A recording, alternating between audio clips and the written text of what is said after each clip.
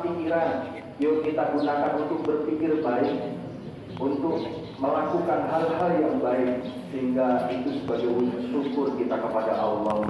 Dan di Allah, la in syakartum la azidanakum. Siapa yang bersyukur kepadaku, maka akan ditambah nikmat-nikmat itu. Salat dan salam marilah kita mohonkan kepada Allah, mudah-mudahan tercurah ke qudwatul auliya kita Nabiullah Muhammad sallallahu alaihi wasallam. Allahumma shalli ala Muhammad wa ala ali Muhammad. Adik-adik semuanya, bagaimana kabarnya hari ini?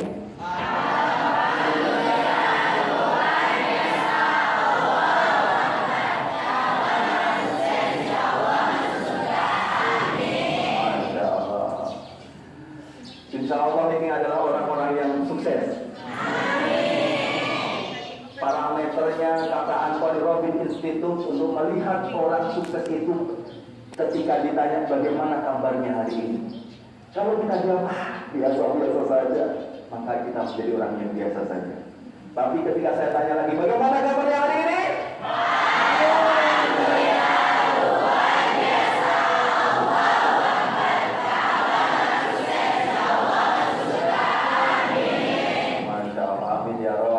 Ini Sayyidul Ayyam, hari Jumat, penghulunya hari,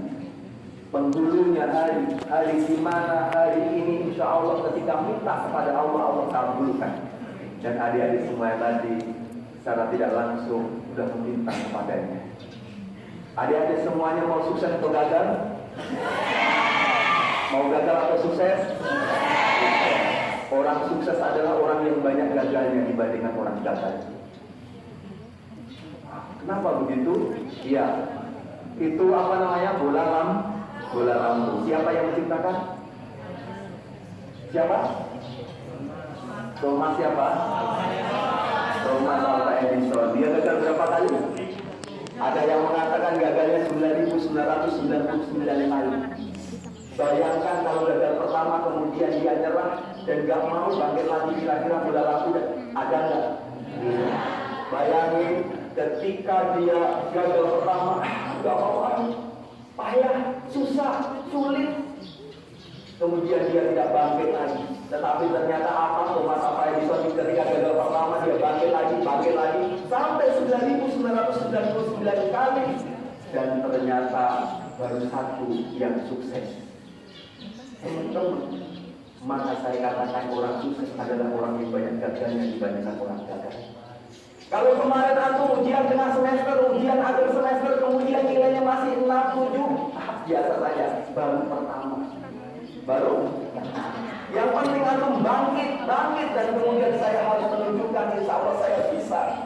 Ketika saya berusaha dan meminta kepada Allah Subhanahu wa Ta'ala. Dan ternyata teman-teman, menurut penelitian di Malaysia, ternyata anak kecil itu bisa berjalan, dia harus jatuh dulu 350 kali. Berapa? 350 kali. Kalau Anda punya adik dan dia sedang belajar berjalan, jatuh seperti itu, kemudian Anda cukup bilang, tenang aja nih, masih ada 349 kali. Bukan gitu juga ya. Artinya apa teman-teman? Anda tidak langsung bisa berjalan. Anda jatuh dulu, begitu ya. Anda harus merangkak dulu, Anda harus mulai belajar berdiri, jatuh dan sebagainya. Kemudian baru bisa berjalan sampai hari ini. Bayangin teman-teman, ketika Anda waktu belajar berjalan, kemudian Anda jatuh, seperti itu, kemudian dibilang sama bapak Anda, nah, udah nyerah aja, nggak usah jalan lagi. Kira-kira gimana? Nggak akan pernah bisa berjalan. Artinya apa? Bahwa kalau kita gagal pertama, kalau kita masih mau belajar hari ini dan kemudian kita pengen goalnya adalah sukses, maka kalau gagal pertama itu biasa saja. Teman-teman yang dirahmati Allah, yuk, kemarin beberapa hari yang lalu saya diimbau oleh Pak Supri, guru saya, untuk berbagi dengan antum semua. Boleh? Saya disuruh untuk memberikan sedikit berbagi tentang kesuksesan. Tapi saya agak pesimis. Tapi setelah pertama saya pesimis, kemudian melihat daripada adik-adik semuanya, generasi SMA Unggul Darmasraya ini kembali optimis saya. Pertama, kenapa pesimis? Teman-teman yang dirahmati Allah, saya membaca sebuah laporan dari Innovation Index 2018 bahwa Innovation Index itu membagi beberapa negara. Ada yang pertama Most Innovation Country, ya, negara yang paling inovasi. Yang kedua adalah Innovation Country, ya, negara yang punya inovasi. Dan yang ketiga adalah Least Innovation Country, negara yang paling tidak inovasi. Teman-teman, kira-kira pertanyaannya, Indonesia termasuk? Enggak. Oh, ini pasti di Innovation Country. Ternyata juga enggak. Dan yang tiga ternyata termasuk negara yang paling tidak punya inovasi. Dan itu pun di bawah Sri Lanka dan Filipina. Angkanya rankingnya 12. Oh Ustaz, itu kan di tahun 2018. Di tahun 2019 mungkin udah naik lagi, malah turun teman-teman.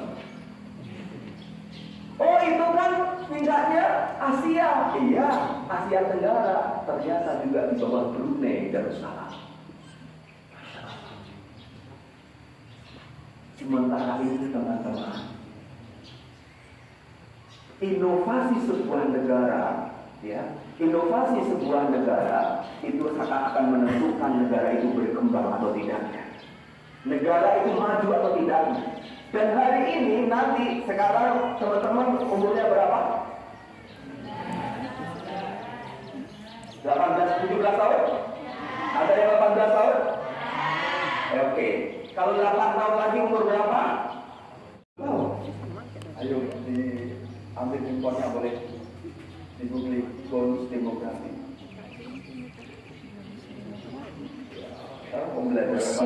Usia remaja lebih banyak. Usia remaja itu lebih banyak. Demografi. Anak muda. Oke teman-teman, bonus demografi adalah, ya, nanti di 2030 Indonesia akan mendapatkan 70% penduduk Indonesia yang mempunyai usia produktif. Usia produktif itu berapa? Mulai dari umur 15 tahun sampai umur 65 tahun. Itu jumlah seluruh Indonesia itu 70% teman-teman. Yang 30% berapa? Gimana? Di bawah 15 tahun dan di atas 65 tahun. Artinya apa?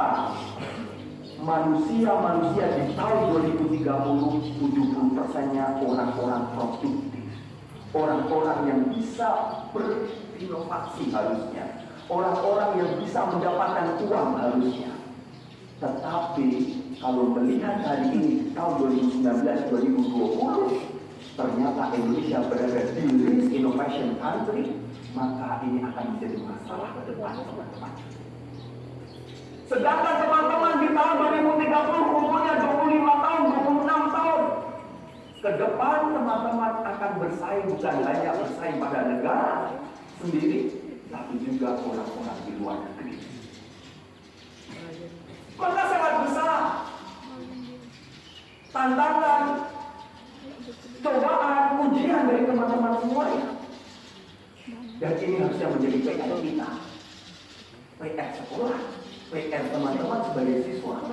Bagaimana kita nanti survive di minimal di tahun 2030, kita bisa sukses dan kita bisa bersaing di 2030 yang 70%-nya usia produktif, umur 15 sampai 65 tahun. Orang-orang produktif. Tapi kalau hari ini teman-teman nggak serius untuk mengupgrade dirinya, tidak siap untuk mempersiapkan diri di tahun 2030 nanti, Indonesia tidak akan dapatkan bonus. Tetapi bisa jadi benar sih 70% usia produktifnya banyak, tapi menjadi beban untuk Indonesia.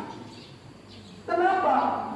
Ya, para manusianya tidak inovatif, para manusianya tidak kreatif, tidak komunikatif, dan bahkan tidak siap untuk berkompetisi, tidak punya prestasi. Itu teman-teman. Ini harus menjadi PR buat kita. Kita masih banyak yang harus kita benahi. Mulai dari inovasi, ya, inovasi. Daya kritis kita masih di bawah Malaysia, di bawah Brunei. Daya kritis, teman-teman. Daya kritis itu apa?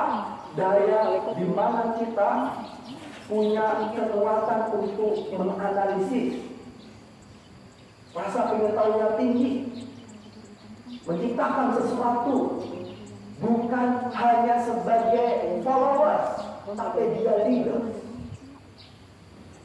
Hari ini kita jadi banyak followers, ya, jadi followers, bukan leader.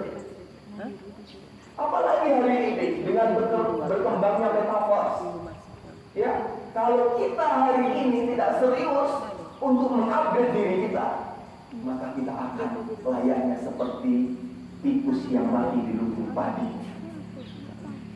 Tikus yang mati di lumbung padi, banyak makanannya, tapi dia mati. Kenapa? Karena nggak tahu bagaimana cara makannya.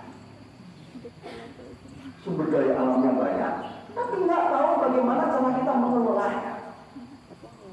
Teman-teman yang dirahmati Allah, PR kita banyak, belum tentang kritis kita. Kemudian yang kedua, kreatif. Sungguh kita jauh dari kreativitas. Ya. Perlu kita kembangkan kreativitas kita. Yang ketiga, tentang apa lagi? Tentang komunikasi. Komunikatif kita. Bagaimana kita bisa berbicara di depan umum, bagaimana kita bisa mengkomunikasikan segala sesuatunya, karena percuma saja kita bisa membuat produk, bisa menciptakan sesuatu, tapi nggak tahu bagaimana cara mengkomunikasikannya, nggak tahu bagaimana cara menjualnya, maka juga akan bayar. Yang keempat, kita sekarang kurang untuk berkolaborasi. Kenapa? Karena kita termasuk orang generasi menunduk, fokus pada diri sendiri dengan dirinya masing-masing, dan dia tidak mau tatanan dan dirinya, muka belakangnya. Kenapa? Karena kita hanya fokus pada diri sendiri, tak mau berkolaborasi. Padahal teman-teman,